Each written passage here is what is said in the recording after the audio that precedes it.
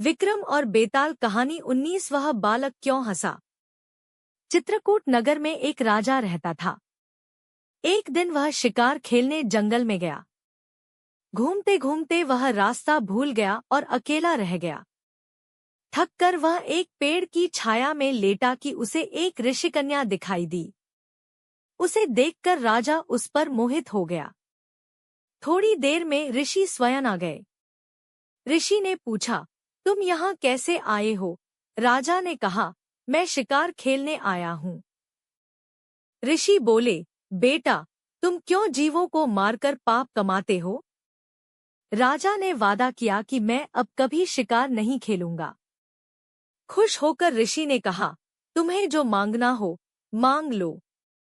राजा ने ऋषिकन्या मांगी और ऋषि ने खुश होकर दोनों का विवाह कर दिया। राजा जब उसे लेकर चला तो रास्ते में एक भयंकर राक्षस मिला।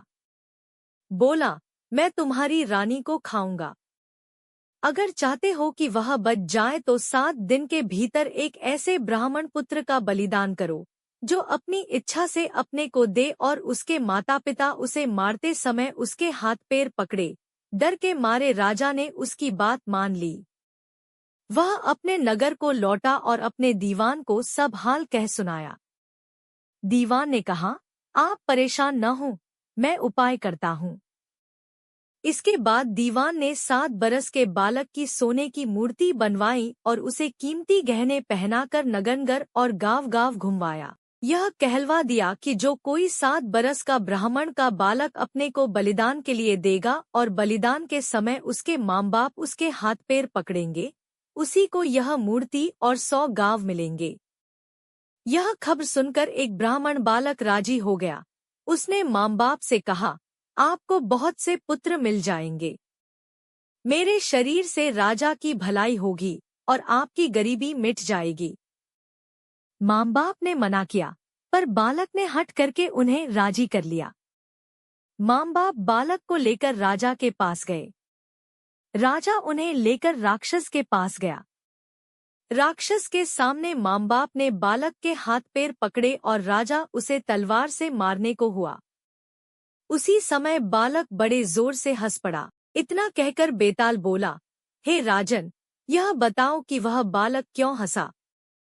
राजा ने फौरन उत्तर दिया, इसलिए कि डर के समय हर आदमी रक्षा के लिए अपने माँ बाप को पुकारता है। माता पिता न हो तो पीड़ितों की मदद राजा करता है।